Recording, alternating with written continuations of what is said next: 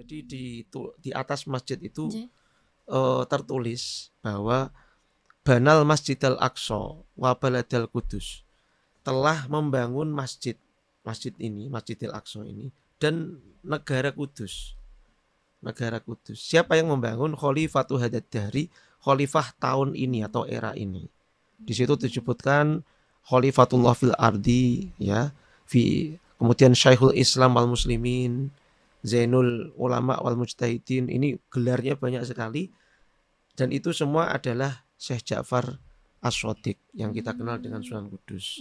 Jadi kami sebenarnya punya harapan ya, bahwa kan Syekh Ja'far As-Shadiq Sunan Kudus itu ketika mendirikan masjid itu juga memang diniati mendirikan kota Kudus.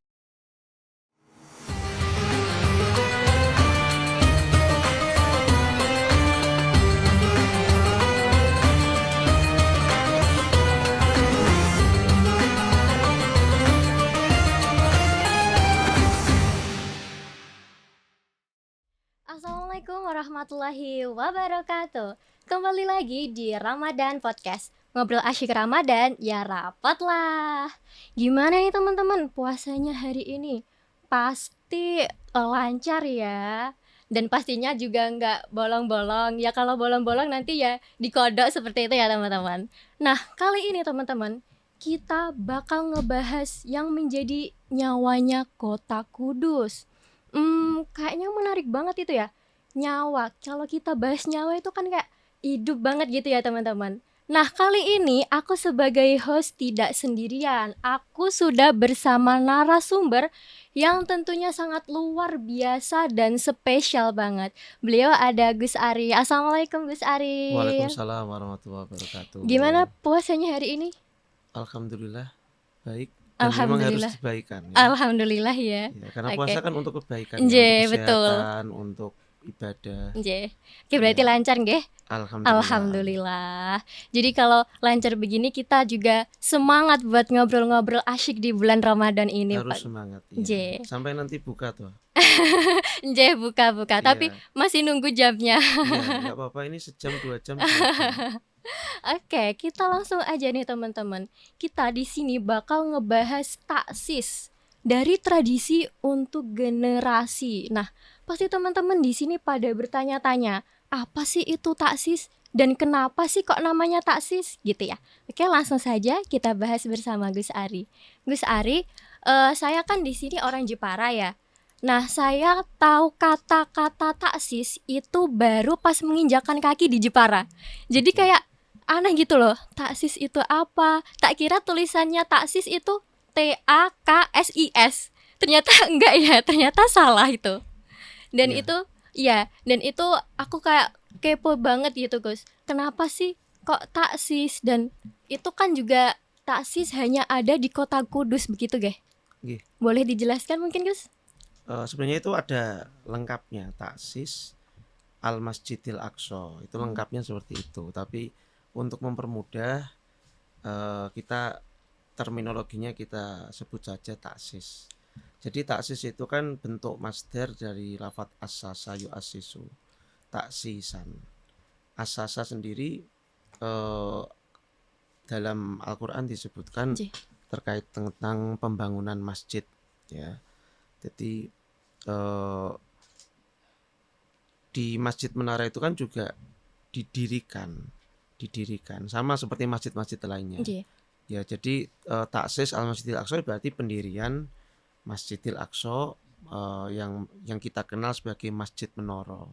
Gitu. Untuk mungkin yang agar lebih tahu, Masjid Menara itu punya nama resminya itu Al-Masjidil Aqsa. Jadi pendirian Al-Masjidil Aqsa setiap tanggal 19 Rajab, karena di mihrab Masjid Menara itu ada tulisan bahwa Masjid Menara itu didirikan oleh Sunan Kudus tanggalnya 19 Rajab tahun 956 Hijriah. Ya, itu sehingga kita setiap tanggal 19 Rajab kita merayakan, kita memperingati pendirian masjid itu. gitu dengan berbagai kegiatan yang positif seperti itu. Nggih. Terus kemarin saya itu pernah lihat Yus di media sosial kayak Instagram juga Mm-mm. TikTok. Itu taksis itu kayaknya mendatangkan hadroh ya kalau tidak salah. Salah satu kegiatannya itu, Nggih. salah satu kegiatannya yang sudah tiap tahun dilakukan itu salah satunya adalah kegiatan hadroh. Jadi karena 19 itu bagi kami itu sebuah kegiatan sebuah angka yang keramat. Karena nggak mungkin Sunan Kudus asal pilih tanggal atau hari. Nggih. Pasti ada ikhtiarnya terlebih dahulu. Jadi 19 bagi kami itu angka keramat. Jadi hadroh atau rebana yang kita undang juga 19 rebana. Itu salah satu dari kegiatannya. 19 ke hadroh dari 9 kecamatan di Kota Kudus, Kabupaten Kudus. Selain itu juga ada mirip-mirip hadroh sebenarnya, tapi terbangan. Ya, mungkin beberapa orang mengenalnya termnya dengan istilah terbang papat. Ya, kalau kami nyebutnya terbangan. Jadi terbangan kuno, Mbak. Enggak, yang hadroh itu kan lebih ke diasosiasikan seperti rebana yang habsyi ya. Kalau yang terbangan itu benar-benar kuno. Ya, biasanya yang masih main sampai sekarang memang bapak-bapak, sesepuh-sepuh gitu udah. Ya, itu Menara juga mengadakan kegiatan yang sama, tapi bedanya kalau tadi 19 grup mainnya gantian, kalau yang hadroh ini itu dilaksanakan kolosal. Jadi sekitar 100 pemain terbang itu didatangkan main bareng-bareng gitu. Berarti semua itu serba 19 gitu nggih? Atau Ya ada pripun? beberapa yang kita sesuaikan dengan 19, tapi yang enggak semua juga. Nggih. Dan itu juga kemarin kayaknya diperingatinya malam hari nggih? Ada Apakah yang ada? pagi, ada yang sore, malam juga ada. Ada yang dari pagi sampai sore. Jadi karena tadi ya kita ngangkatnya 19 itu, kita ada 19 kegiatan dalam rangka merayakan taksis Al-Masjidil Aqsa tahun ke 491. Ya, di tahun 1447 Hijriah ini kita mengadakan 19 kegiatan. Salah duanya tadi. Hadroh sama terbangan. Gitu. Terus mungkin kegiatan yang lain selain hadroh sama terbangan mungkin bisa di-spill Gus? Wah, itu bisa berjam-jam. Mungkin beberapa saja. Oke, yang jadi utama ya, yang bernafaskan Islami itu khataman Al-Quran. Jadi kita buka dengan kegiatan pembukaan dan khataman Al-Quran. Khatamannya juga 19 khataman, mengundang dari 19 pondok pesantren se-Kabupaten Kudus. Ya, 19 kita pilih, kemudian setiap grup itu sekitar 6 orang itu nanti menghatamkan satu Quran sampai 19. Itu yang sudah ada dari dulu. Kemudian kegiatan yang Islami lainnya adalah maulid berjanji. Ya, kita maulidnya 2. Yang satu maulid berjanji dengan kitabnya Syekh Ja'far bin Hasan Al-Barjanji atau yang biasa dikenal dengan Berjanjenan. Kemudian juga kita di hari yang lain kita ada maulid kudusan. Maulid kudusan ini nasarnya atau teksnya ini ditulis oleh Syekh Abdul Hamid Al-Qudsi, seorang ulama berdarah Kudus yang sudah hidup lama di Mekah, ya. Lahir di Mekah, meninggal di Mekah, tapi kakek moyangnya adalah orang Kudus.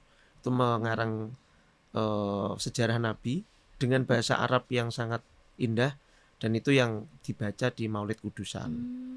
Itu. Kemudian ada ngaji Kusbah juga, karena setiap Jumat awal bulan di Masjid Menara juga ada ngaji Kusbah. Itu juga salah satu kegiatan yang kita masukkan salah satunya. Itu yang Islami. Ada yang kita pengennya tetap menguri-nguri budaya. Salah satunya adalah kuliner jadul.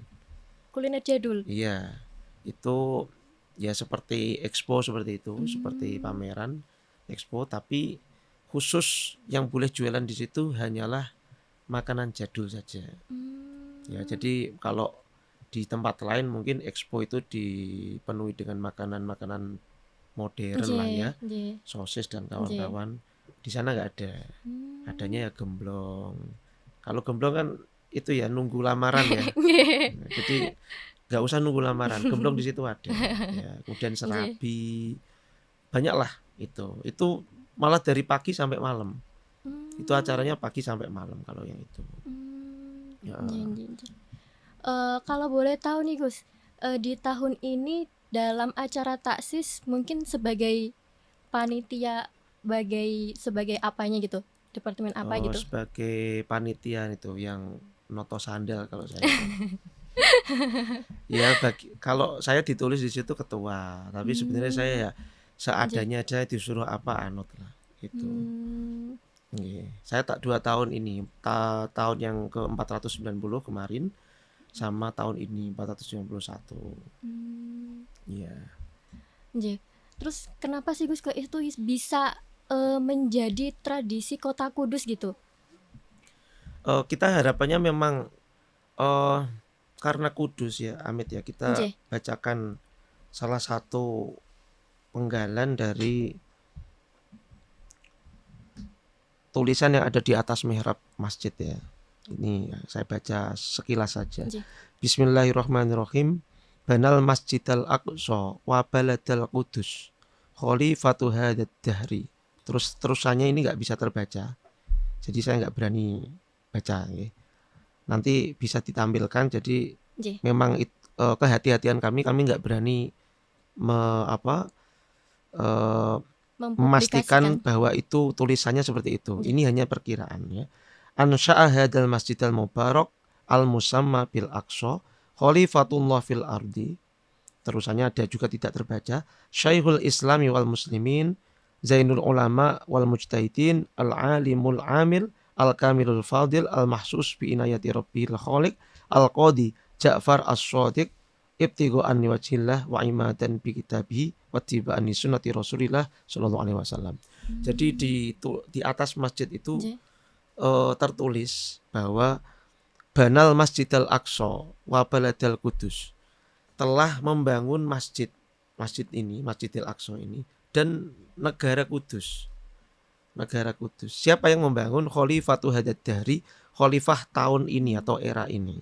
Di situ disebutkan Khalifatullah fil ardi ya, kemudian Syekhul Islam wal muslimin, Zainul ulama wal mujtahidin. Ini gelarnya banyak sekali, dan itu semua adalah Syekh Ja'far as-Shadiq yang kita kenal dengan Sunan Kudus. Jadi kami sebenarnya punya harapan ya, bahwa kan Syekh Ja'far as-Shadiq Sunan Kudus itu ketika mendirikan masjid itu juga memang diniati mendirikan kota Kudus. Jadi pusat peradabannya itu memang ada di tempat itu. Ya. Jadi yang disebut dengan Kudus itu ya di situ memang. Itu yang ingin kita terus kampanyekan, bahwa kalau memang kita merujuknya ke Kudus secara teritori sekarang, ya memang itu ada aturannya banyak lah ya. Tapi kalau kita ngomong Kudus zaman dahulu ya di situ itu memang. Dan itu kan kadang zaman sekarang udah pada nggak tahu itu. Wong baca ini saja, baca inskripsi ini aja, itu kita harus menggunakan teknologi yang saat ini. Ya, kita dibantu oleh Purbakalawan baru bisa terbaca. Jadi kalau ditanya apakah taksis itu sudah ada dari dahulu, kalau taksisnya iya, dari dulunya iya, tapi merayakannya memang setelah kita fix mengetahui masjid ini didirikan 19 Rajab 956, baru kita setiap 19 Rajab kita rayakan. Seperti itu. Jadi kalau misalnya tanya ke mbah-mbah saya ya, ya dulu nggak ada, emang taksis nggak ada. Tapi setelah kita tahu, masa kita diam aja? Kita tahu bukti konkret sejelas ini, Nggih. Masa kita diam aja gitu. Hmm. Ya, makanya kita isi dengan kegiatan-kegiatan, ada kegiatan seni, kegiatan budaya, kegiatan agama yang mencerminkan orang Kudus. Hmm. Ya, mencerminkan orang Kudus. Terbangan itu kan asli Kudus ya. Nggih. Kemudian hadroh itu kan rame di Kudus. Walaupun tidak asli Kudus, tapi kan rame di Kudus. Kemudian ada lomba kaligrafi, ada lomba macapat yang bagi orang-orang mungkin sudah banyak ditinggal gitu. Itu kita uri-uri dalam salah satunya kegiatan ini. Nggih. Terus keterkaitan dengan buka luwur itu apa ya, Gus? Ya sebenarnya beda. Kalau buka Nggih. luwur itu kita mengganti luwur atau kain yang ada di sekitar makamnya Mbah Sunan Kudus ya, kain mori, kalau kita nyebutnya mori atau luwur, itu kita ganti setahun sekali. Sebenarnya ya tidak diganti juga, dahulu kala ya kita cuci setiap 1 tahun, karena sudah 1 tahun kan bleduken lah, istilahnya wong Kudus itu bleduken, Nggih. kotor ya kan. Terus juga nanti kalau pengunjung kan juga kasihan ya, kita copot, kita cuci ya. Dulu katanya dicuci di Kali Gelis, Kali Gelis. Sungai Gelis. Kalau Oh. orang Jakarta mungkin kenalnya Sungai Gelis Nggih, ya. nggih. Kali Gelis itu dicuci. Tapi karena sekarang itu sudah sekiranya kalau beli kok mampu, kita beli. Toh kita nggak pernah beli juga karena banyak yang sodakoh untuk menggantikan kain itu. Jadi tiap tahun memang kita ganti gitu. Nggih. Jadi kan generasi muda zaman sekarang itu kan belum tahu nggih, Gus, taksis itu apa, dan yang orang Kudus aja itu belum tentu tahu gitu. Belum tentu ya, Taksis karena itu memang apa? itu Nggih. hal, katakanlah kalau itu disebut bid'ah mungkin ya Nggih. bid'ah ya. Ya tapi kan kita jangan lihat dari itunya. Kalau kita melihat zaman dulu nggak ada, emang nggak ada memang. Tapi kita niatnya itu untuk agar orang-orang ini tahu, kenal bahwa Kudus yang berawal dari Masjid Al-Aqsa Nggih. itu didirikannya 19 Rajab. Seperti itu sebenarnya. Makanya kegiatan-kegiatannya pun nggak jauh dari akar budaya orang Kudus. Berarti penting banget buat generasi muda sekarang untuk tahu apa itu taksis gitu nggih. Harusnya orang-orang Kudus dan sekitarnya harus tahu Nggih. itu. Sebenarnya apa salahnya sih kita memperingati itu?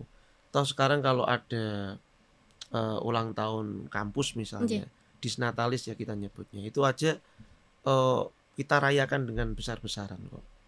Kemudian hari jadi kota ya kan, kita juga rayakan besar-besaran sampai 7 hari 7 malam.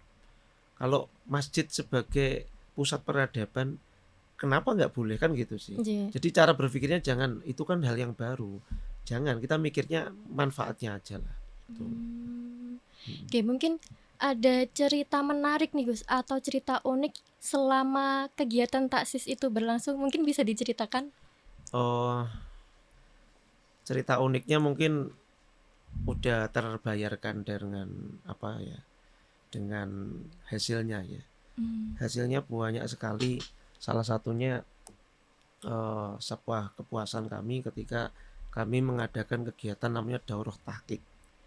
Daurah Tahqiq itu pelatihan untuk membaca ulang teks-teks lama, entah itu kitab, entah itu serat, entah itu apa, yang berbahasa Arab atau pegon. Kemudian kita setelah dikaji ulang, kemudian diberikan komentar atau syarah, kemudian itu nanti bisa disebarluaskan. Karena kebanyakan kalau kita dapat teks kuno, itu kan kita bacanya sulit, satu itu. Dua udah kebaca kadang nggak paham. Jadi itu ada pelatihannya sendiri. Kita menjalankan kegiatan itu, kami kira nggak ada pesertanya. Ternyata yang daftar itu 100 peserta, padahal kita hanya kuat nampung 40. Lebih dari ekspektasi nggih. Benar, dan terjauh itu pesertanya ada dari Papua. Wow. Dari Papua. Tapi saya juga penasaran, orang Papua kok mau belajar tahqiq di Jawa lagi gitu loh. Saya tanya ternyata memang di sana kan nggak ada kegiatan seperti itu.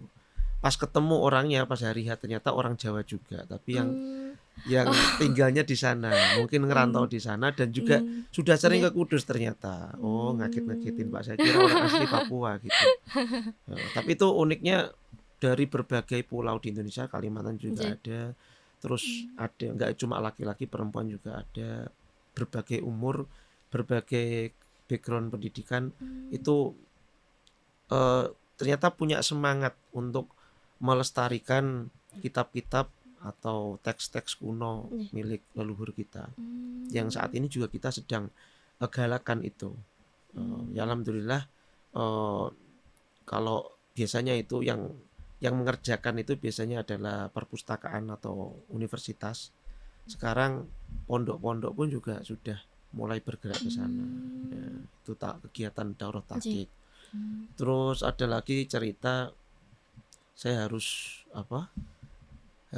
konsolidasi berbagai elemen untuk acara laku Banyu Penguripan yang malam Ahad, malam hari dari alun-alun ke Menara itu loh.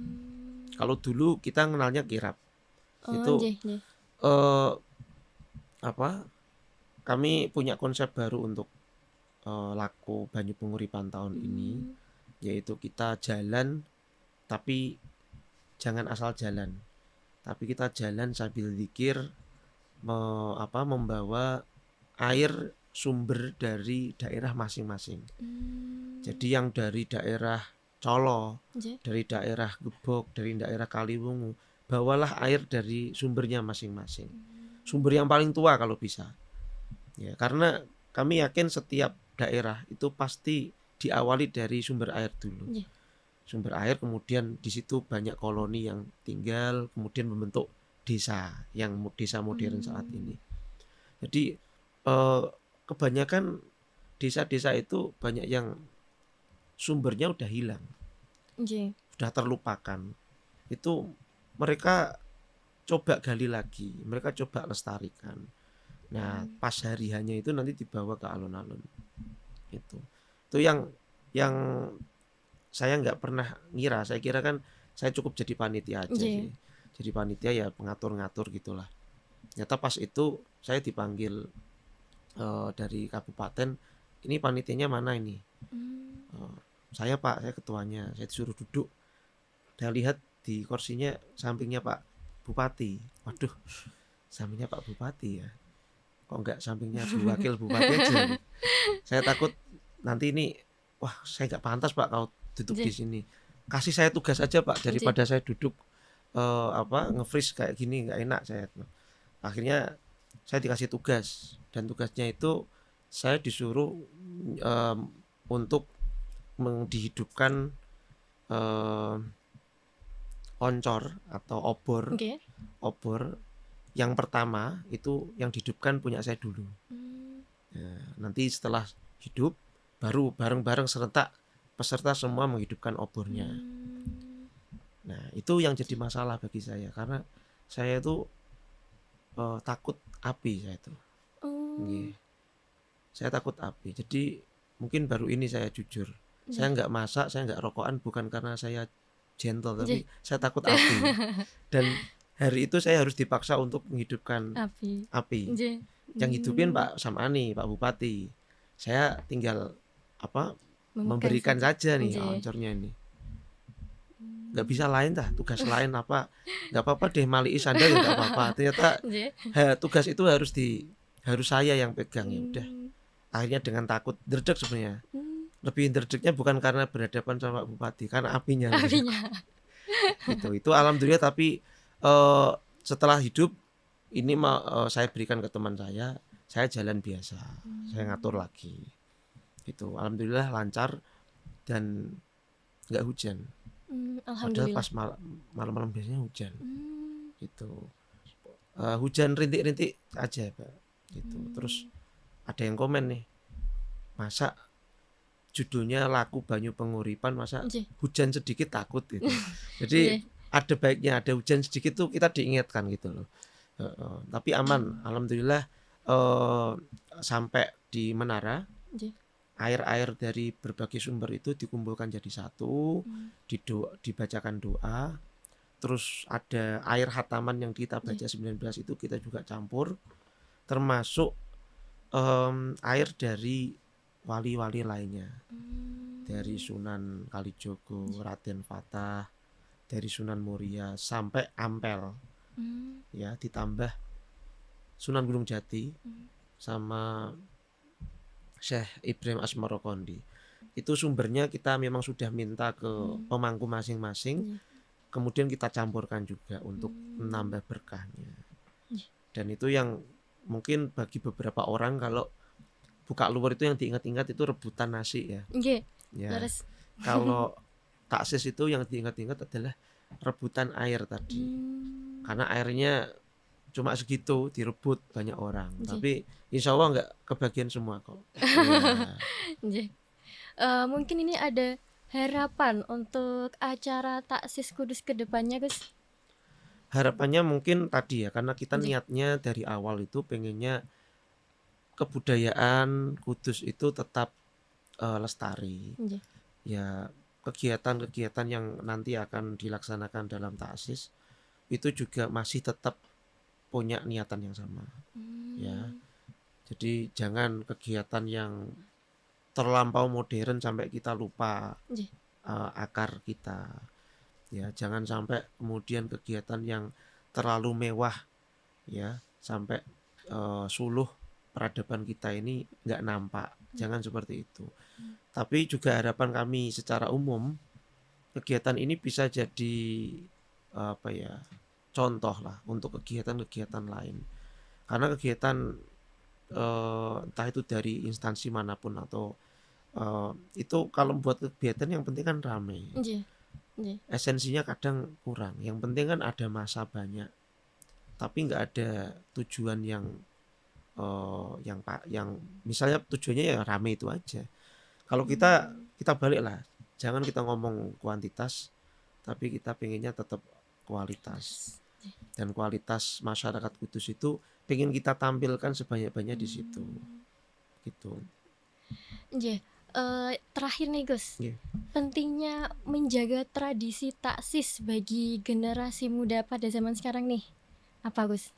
Setidaknya kalau di daerahnya masing-masing itu memang ada masjid atau pondok yang tentu kita tahu manfaatnya besar sekali. Masjid di daerah, di desa masing-masing atau pondok yang langgar yang selalu membina kita, ya kita nggak tahu baca abata saja nggak bisa, tapi lewat media masjid dan pondok itu kita kan bisa tahu. Setidaknya hal-hal seperti ini juga perlu kita uri-uri lah, bahwa kita seperti ini sekarang, Kudus yang dikenal kota santri seperti ini pun nggak ujuk-ujuk, pasti ada banyak prosesnya, dan kadang kita lupa tradisinya kita lupa sejarahnya kita ingatnya ya Kudus itu kota industri, di mana identitas kita. Kemudian bolehlah Kudus punya kelebihan di industri rokok, punya di industri elektronik, tapi akar sejarah ini jangan sampai lupa gitu loh. Jangan sampai kita terlena di situ. Makanya di kegiatan ini, di taksis tahun ini kita ada kegiatan baru namanya intinya sih pelatihan baca aksara Jawa. Nah, kalau namanya pelatihan Turos Aulia Aksara Jawa. Turos Aulia. Ya. Jadi ternyata aulia kita itu, wali-wali kita, leluhur kita itu kalau menuliskan sesuatu tuh ya nggak cuma dalam bahasa Arab. Kalau bahasa Arab sekarang banyak santri-santri yang bisa baca. Yang baca tulisan Jawa itu aksara Hono Coroko atau kita sebutnya carakan. Itu udah jarang sekali. Jarang sekali. Padahal aksara Jawa itu sudah masuk Unicode itu 2019. Tapi juga nggak rame-rame juga yang pakai. Kita bisa ngetik aksara Jawa pakai di komputer di WA itu udah lama kan. Berarti kan sudah bisa terbaca oleh digital itu udah lama. Tapi itu pun juga orang yang baca tulis pakai aksara Jawa udah jarang. Makanya kita adakan kelas khusus 2 hari dijamin bisa baca dan tulis aksara Jawa, dan juga bisa menggunakan aplikasi yang berhubungan dengan bahasa Jawa. Itu kita adakan, ya kita prihatin lah, karena di tingkat sekolahan saja banyak sekolahan yang tidak lagi ada pelajaran bahasa daerah atau bahasa Jawa. Ya itu kalau di Kudus, kalau Jepara nggak tahu Mbak. Ya, kalau Jawa di Jepara mungkin masih banyak, kalau di Kudus jarang. Sehingga kami merasa karena ini ada keterkaitan dengan Turos Aulia yang perlu kita lestarikan, maka ya pelatihan ini kita adakan. Oke Gus. Oke teman-teman, jadi itu tadi pembahasan seputar taksis tradisi untuk generasi muda pada zaman sekarang.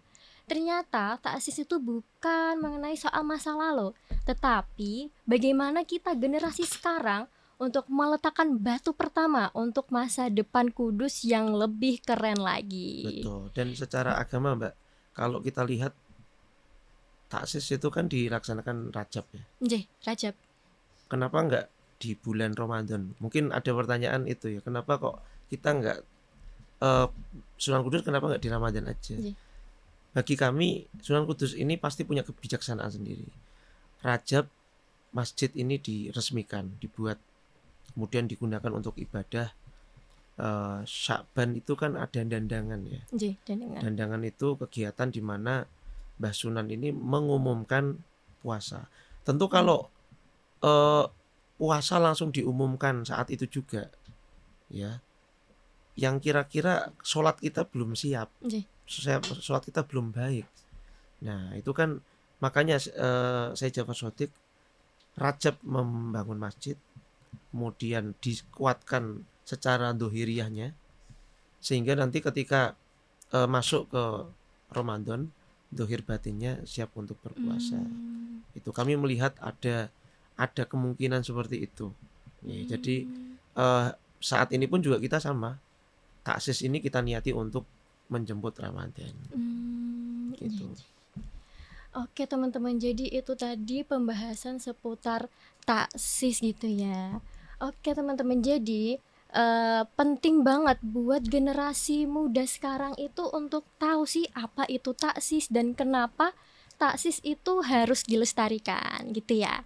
Oke, aku Rajimanu Heramadani izin pamit undur diri dan terima kasih Gus sudah menyempatkan waktunya untuk datang ke Ramadan Podcast kali ini.